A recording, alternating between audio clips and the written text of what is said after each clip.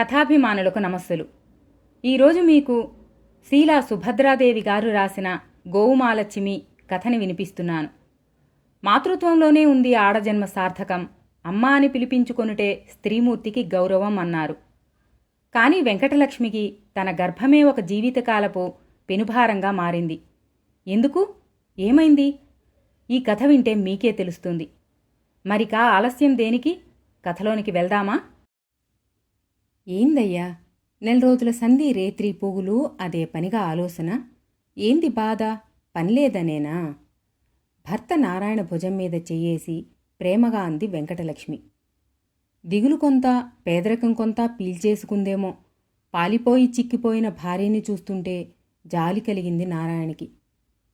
ఏదో ఉద్ధరించి తలకెత్తుకుంటానని నమ్మి ఉన్న కొంపాగోడు అరెకరం భూమి అమ్ముకుని నేను గల్ఫుదారి పట్టాను. నగరంలోనైతే ఫోన్లోనైనా కుశలం తెలుసుకోవచ్చని, 4 ఇళ్లలోనైనా పని చేసుకోవచ్చని పిల్లలతో సహా నువ్వు పట్నం వచ్చి కాలం గడుపుతున్నావు. నమ్ముకున్న పనిపోయి చావు తప్పి కన్ను లొట్టబోయినట్లు నేను ఖాళీ చేతులతో ఉన్న పళాన్ని తిరిగి వస్తిని. 4 రోజుల నుండి దేవులాడినా ఏ పని దొరకట్లేదు. ఆటో అద్దెకి తెచ్చి తిప్పుతుంటే సంపాదించింది అద్దెకు పోగా ఏం మిగలట్లే. ఎట్టాగో ఏందో తెలవటంలే. మోకాళ్లలో తిరిగి ముఖాన్ని దాచుకున్నాడు.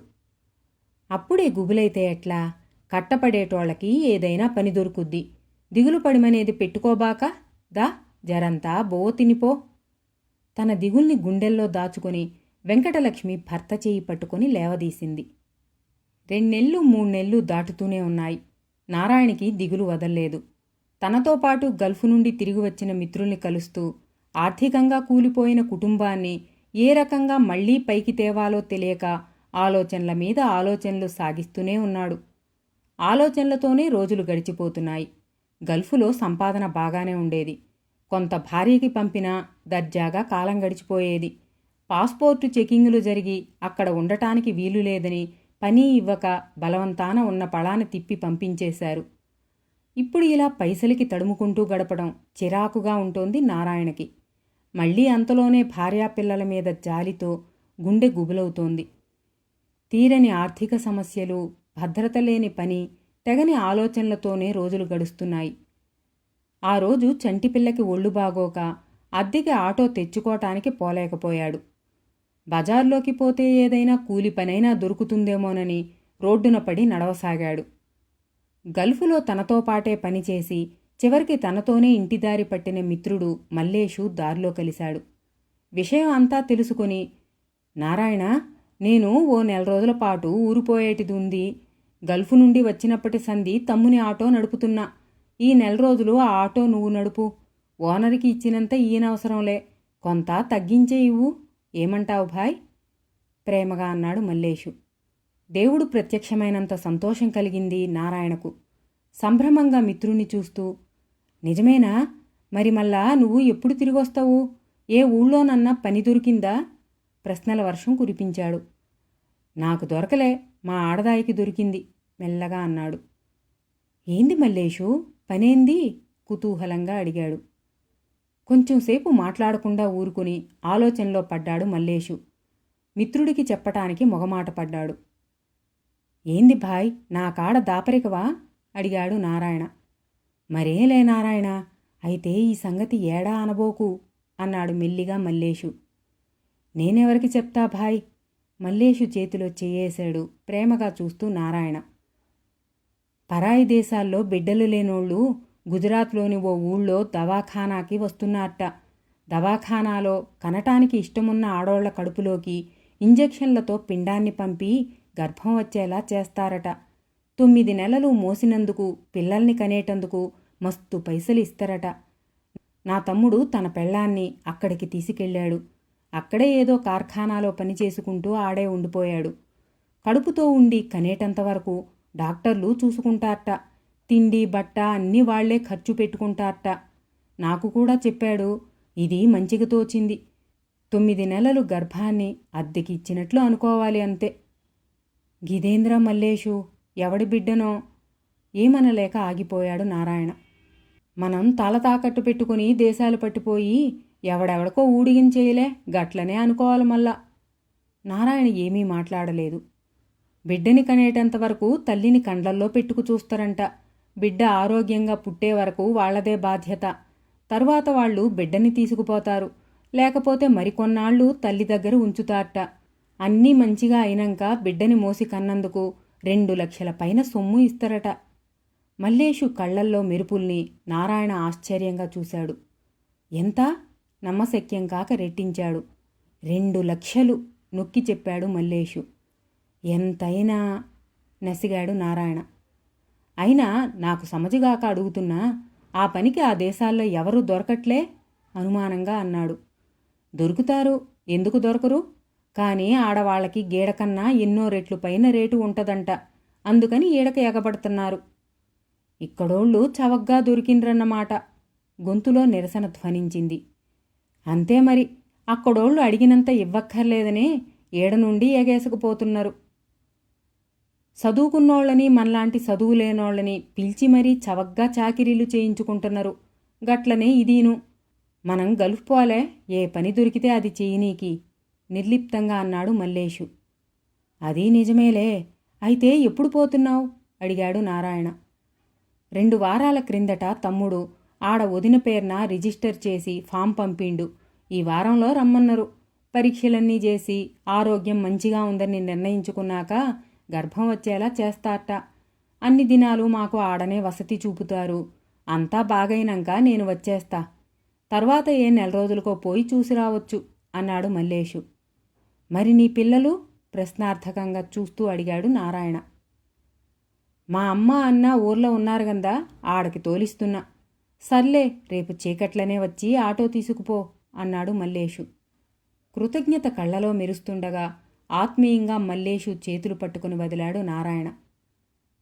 ఆ రోజు పని వెతుక్కోవాలనిపించగా ఇంటిదారి పట్టాడు నారాయణ. ఆటో లేకుండా తొందరగా తిరిగి వచ్చిన భర్తని ఆశ్చర్యంగా చూసింది వెంకటలక్ష్మి. ఆమెని పైనుండి కింద వరకు పరిశీలనగా చూస్తూ లోపలికి నడిచాడు నారాయణ. మర్నాడు ఉదయమే వెళ్ళి మల్లేషు ఇంటి నుండి ఆటోని తీసుకువచ్చాడు. ఆటో చేతిలో ఉండి రాత్రి పగులు బేరాలు చూసుకుని వచ్చేసరికి నారాయణకి కొంచెం చేతిలో పైసలు గలగల్లాడాయి. మల్లేషు చెప్పిన విషయం మాత్రం అతన్ని వెంటాడుతూనే ఉంది. ఆటో సంగతి అడిగిన వెంకటలక్ష్మికి మల్లేషు ఊరెడుతూ తనకి ఆటో కొన్నాళ్లు అప్పగించినట్లు మాత్రం చెప్పాడు. ఆలోచించగా మల్లేషు తీసుకున్న నిర్ణయం సబబుగానే తోచింది నారాయణకి. వెంకటలక్ష్మిని కూడా తీసుకెళ్తేనో అనే ఆలోచన బుర్రని తొలిచేయటం మొదలుపెట్టింది. ఆ రోజు బస్సుల బంద్ కావడంతో పైసలు చేతిలో బాగా పడ్డాయి. వస్తూ స్వీట్లు, పూలు, కోడికూర కొనుక్కుని ఇంటికి వచ్చాడు. ఏందయ్యో ఉసారు మీదున్నావు అంది వెంకటలక్ష్మి అతను అందించినవి తీసుకుంటూ. ఈరోజు మనకి పండగే వెంకటి, బస్సుల బంద్ కదా, బేరాల మీద బేరాలు నవ్వాడు నారాయణ. నారాయణ పిల్లలిద్దరూ స్వీటు తీసుకుని వాకిట్లో ఆడుకోవడం మొదలెట్టారు. కోడికూరకు కావలసిన గసాలు, కొబ్బరి మసాలాలు తీసుకొచ్చుకుని వెంకటలక్ష్మి సన్నికల్లు దగ్గర కూర్చొని మసాలా నూరటం మొదలెట్టింది. నారాయణ చూపంతా ఆమె మీదే ఉంది. తనని ఒళ్లంతా తడుముతోన్న భర్త చూపుని గమనించిన వెంకటలక్ష్మి ముసిముసి నవ్వులతో పనిచేసుకుపోతోంది. అన్నాలు తినటం అయ్యాక పిల్లల్ని నిద్రపుచ్చి వాకిట్లో నొలక మంచం మీద వెల్లకిలా పడుకొని చుక్కలు లెక్కెడుతున్నట్లున్న నారాయణను చూసి, ఏందయ్యా అంత ఘనం ఆలోచన అంటూ వచ్చి ఆ పక్కనే నేల మీద చతికిలపడింది వెంకటలక్ష్మి.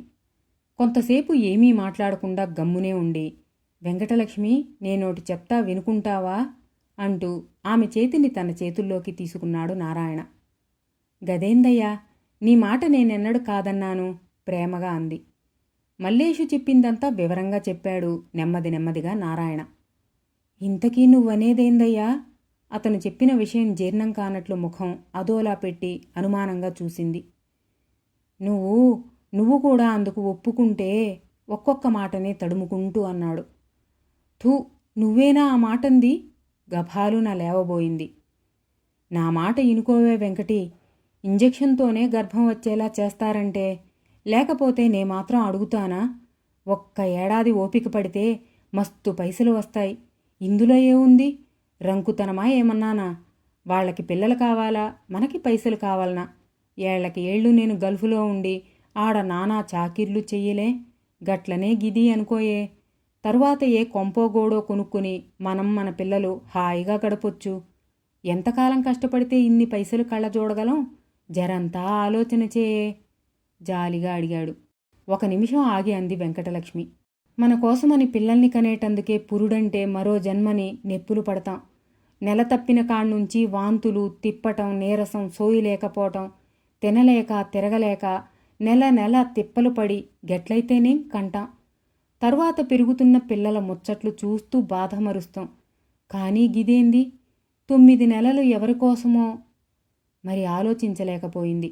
ఆమె చేతుల్ని తన చేతుల్లోకి తీసుకున్నాడు నారాయణ. తప్పది లక్ష్మి, మన పిల్లల్ని బాగా చదివిపించాలనంటే తప్పదే. అందుకోసమే ఆనాడు దేశాలు పట్టిపోతిని. కానీ దేవుడు మంచిగా చూడలే. నేను ఖాళీ చేతులతో తిరిగొచ్చిన. ఇప్పుడు ఈ అవకాశాన్ని ఉపయోగించుకుందాం. ఆలోచన చేయే వెంకటి అరచేతుల్ని నిమురుతూ ప్రేమగా అన్నాడు. ఒకేళ పురిట్లో నాకేమన్నా అయితే? భయం ఆమె కళ్ళలోకి పాకింది. ఆ భయం అక్కర్లేదే. 9 నెలలు కనేదాకా ఆడ డాక్టర్లు కండ్లల్లో పెట్టుకుని చూస్తారట మల్లేష్ చెప్పిండు. వెంకటలక్ష్మి మెత్తబడడం గమనించి గుండెలకు హత్తుకున్నాడు. కానీ పిల్లలు అన్ని దినాలు అందర్నీ బదిలి ఊరికాని చోట దుఃఖం ముంచుకొచ్చి వెక్కుతూ అంది. మా అమ్మకి కబురంపుతా, నువ్వు తిరిగొచ్చే వరకు మంచిగా చూసుకుంటా కదా, దిగులు పడకే. అయిష్టంగానే పిల్లల భవిష్యత్తుని కళ్ళలో కలలుగా అల్లుకుంటూ తల ఊపింది వెంకటలక్ష్మి. మరిక వెంకటలక్ష్మికి ఆలోచించే అవకాశం ఇవ్వకుండా ఉక్కిరి బిక్కిరి చేసేశాడు నారాయణ. మల్లేషు ఊరి నుండి వచ్చాక వివరాలన్నీ కనుక్కొని తాను కూడా వెంకటలక్ష్మిని ఆ ఊరు తీసుకెళ్లాలనుకుంటున్నట్లు తెలియజేశాడు నారాయణ. సాధ్యమైనంత తొందరలో తమకు కూడా రిజిస్టరు చేయించమని కోరాడు. గుజరాత్ రాష్ట్రంలోని ఆనందనగరంలో అవసరం ఎక్కువగానే ఉంది. విదేశాల నుండి పిల్లల కోసం వస్తున్న జంటల సంఖ్య పెరుగుతున్న కొద్దీ వాళ్ల కోసం పిల్లల్ని కనిపెట్టే పేద తల్లుల కోసం ఆ హాస్పిటల్ ద్వారాలు తెరిచే ఉంటాయి. తొందరగానే వెంకటలక్ష్మికి పిలుపు వచ్చింది. ఊళ్ళో వాళ్ల తమ్ముడి దగ్గర ఉన్న తల్లిని సాయానికి పిలిపించుకున్నాడు నారాయణ.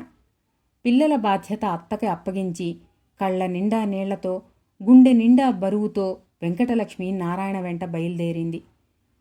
రైలు దిగగానే ఆ ఊర్లోనే ఉన్న మల్లేషు తమ్ముడు వీళ్ళిద్దరినీ కలుసుకుని ముందు ఇంటికి తీసుకుపోయి నాష్టా, టీ ఇప్పించి తర్వాత హాస్పిటల్కి తీసుకెళ్లాడు. హాస్పిటల్ మెట్లెక్కుతుంటే వెంకటలక్ష్మి గుండె దడదడలాడింది. వెనక్కి పారిపోతేనో అనే ఆలోచన వచ్చి ఆగిపోయింది. నారాయణ వెనక్కి తిరిగి ఆమె చెయ్యి అందుకొని మరేం పర్లేదు రాయే అంటూ ముందుకు నడిచాడు. స్కూల్ డ్రెస్ వేసుకుని ఆటోలో బడికిపోతూ తనకి టాటా చెప్తున్నట్టు తన పిల్లల్ని కళ్ల ముందు ఊహల్లోనికి తెచ్చుకుని ధైర్యంగా లోపలికి అడిగెట్టింది. వెంకటలక్ష్మిని వెంటనే అడ్మిట్ చేసుకుని వరుస మీద రక్త పరీక్షలు, ఎక్స్రేలు, ఒకటేమిటి రకరకాల పరీక్షలతో హడావిడి ప్రారంభమైంది. చూలు కడుతుందా లేదా అని పాడి ఆవును కొనుక్కునేటప్పుడు చేసే పరీక్షల్లా తోచి వెంకటలక్ష్మికి ఇబ్బందిగా అనిపించింది. ఓ వారం రోజుల పాటు పరీక్షలన్నీ అయ్యి వెంకటలక్ష్మి ఆరోగ్యవంతురాలని నిర్ధారించుకున్నారు. వెంకటలక్ష్మిని ప్రత్యేక రూములో గర్భం నిర్ధారణ అయ్యే వరకు ఉంచారు. నారాయణని దగ్గర్లోని వసతి గృహానికి వెళ్లమని తెలిపారు. అప్పుడప్పుడు మాత్రం నారాయణ వచ్చి వెంకటలక్ష్మికి ధైర్యం చెప్పి వెళ్లేవాడు. తర్వాత హాస్పిటల్ వారు మేం జాగ్రత్తగా చూసుకుంటామని భరోసా ఇచ్చి నారాయణను ఊరికి పంపించేశారు. రోజూ వచ్చి తన దగ్గర కాసేపు కూర్చుని తర్వాత డాక్టరుతో మాట్లాడే విదేశీ జంటని చూస్తుంటే వెంకటలక్ష్మికి మొదట్లో చాలా చికాకుగా ఉండేది. చూడి ఆవుని కనిపెట్టుకు చూస్తున్న యజమానుల్లాగే కనిపించేవారు వాళ్ళు. తరువాత ఆ విదేశీయ వనిత శరీరంలో గల లోపం వల్ల గర్భం ధరించలేదనే విషయం తెలుసుకుని కొంచెం సమాధానపడింది. కాని తన పిల్లల్ని దూరం చేసినందుకు కోపం పోలేదామెకు. వాంతులు వికారంతో లేవలేక సతమతమవుతోన్నప్పుడు వీళ్ల కోసం తన ప్రాణాన్ని, శరీరాన్ని ఎందుకు పణంగా పెట్టాలి అనే బాధ ఆమెని వెన్నంటే ఉండేది.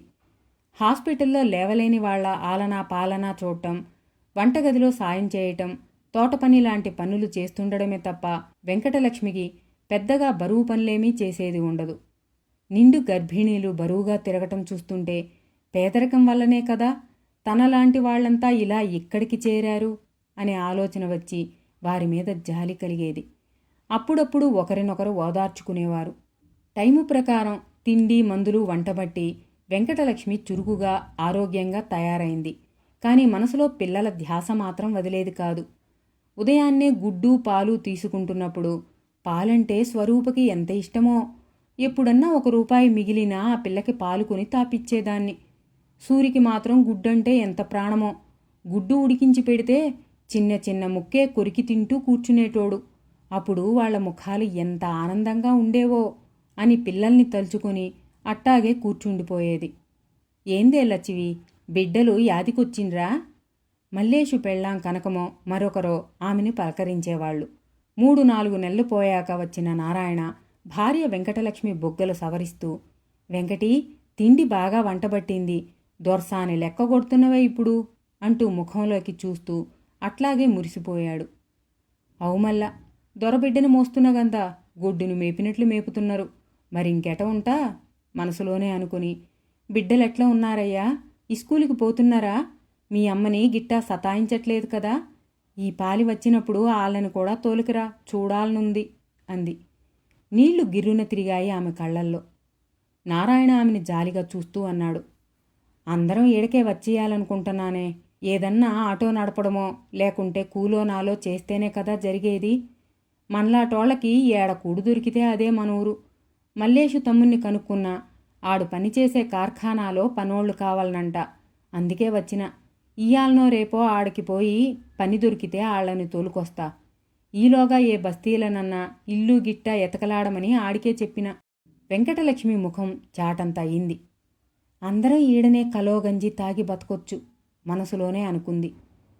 పురుడైనంక ఈడనే ఆయా లెక్కని పనిచేయొచ్చునంట. నెల నెలా జీతం లెక్కన ఇస్తారని కనకం చెప్పింది. అట్ల నేను ఈడే పనిచేస్తా. పైసలు జమచేసి సూర్ని స్వరూపుని మంచిగా చదివిపియొచ్చు. పిల్లల భవిష్యత్తుని కళ్లల్లోకి తెచ్చుకుంటూ అంది. నిజమేనే, బిడ్డ పుట్టినంక వచ్చే పైసలతో గొడ్డు గోదా కొనుక్కొని ఈడే సెటిలైపోదాం అన్నాడు నారాయణ. చూస్తుండగానే నెలలు గడిచిపోయాయి. నారాయణ పిల్లల్ని తెచ్చేశాడు. కార్ఖానాలో పనికి కుదిరాడు. వెంకటలక్ష్మి పోరుతో సూరిని స్వరూపుని సర్కారు స్కూల్లో చేర్చాడు. వెంకటలక్ష్మి పురుడయ్యే వరకు తల్లిని కూడా తనతో వెంటబెట్టుకువచ్చాడు. నెలలు నిండుతున్న కొద్దీ వెంకటలక్ష్మి బరువుగా తిరుగుతూ ఎంత తొందరగా ఈ బరువు దిగిపోతుందా అని రోజులు లెక్కపెట్టసాగింది. సూరి స్వరూప కడుపులో ఉన్నప్పుడు పొట్టలో బిడ్డతంతే ఒకవైపు బాధ కలిగినా కొంత మురిపంగా కూడా ఉండేది. ఇప్పుడు ఒక్కోసారి ఆమెకి విసుగు కలుగుతోంది. మొత్తం మీద ఎలా అయితేనే నెలలు నిండి నెప్పులు మొదలయ్యాయి. లేబర్ రూములోకి వెంకటలక్ష్మిని తీసుకెళ్తుంటే విదేశీ జంట ఆతృతగా చూస్తూ నిలబడ్డారు. వీళ్ల కోసం ప్రాణాలకి తెగించి ఈ బరువు మోసి ప్రాణం పోతున్నట్లు ఈ నెప్పుల్ని నేనెందుకు భరించాలి అని చిర్రెత్తుకొచ్చి వాళ్ల వైపు నిరసనగా చూసింది.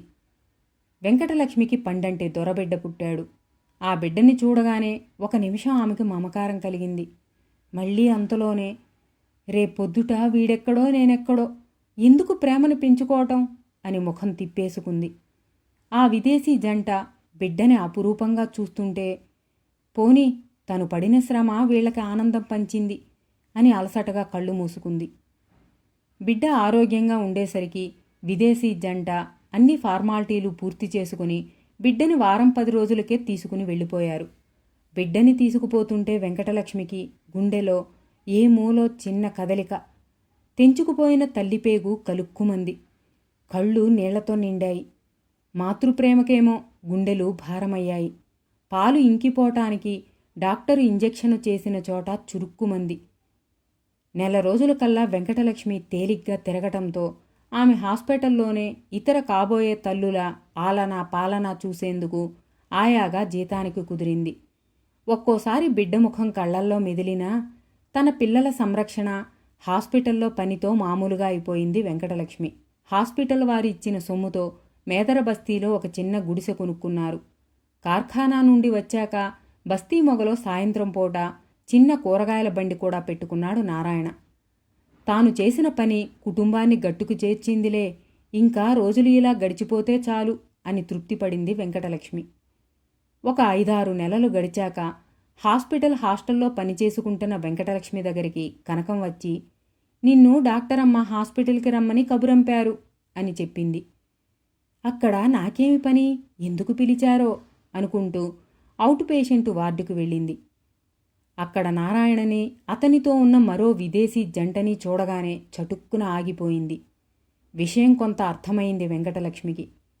ఆమెని చూడగానే నారాయణ, రా లక్ష్మి, డాక్టరు నీతో మాట్లాడటానికి పిలిచారు అంటూ దగ్గరికి వచ్చి దిమ్మెరపోయి నిల్చున్న వెంకటలక్ష్మి చేతిని పట్టుకుని డాక్టర్ రూంలోకి నడిచాడు. వెనక్కి ఒక్క పరుగున పారిపోవాలని వెంకటలక్ష్మికి ఉంది. కాని కాళ్ళు దిమ్మికట్టి పాతి పెట్టేసినట్లుగా అయిపోయాయి. కట్టుకొయ్యకి కట్టిన ఆవు గింగిరాలు పోతున్నట్లు మనసు కెంక పెడుతోంది. కథ విన్నారుగా. మాతృత్వపు మధురానుభూతికి, పేదరికపు క్రౌర్యానికి మధ్య జీవన సంఘర్షణను అత్యద్భుతంగా ఈ కథలో చిత్రించారు రచయిత్రి. మరో వారం మరో మంచి కథతో మళ్ళీ కలుద్దాం. నమస్తే, మీ హేమ.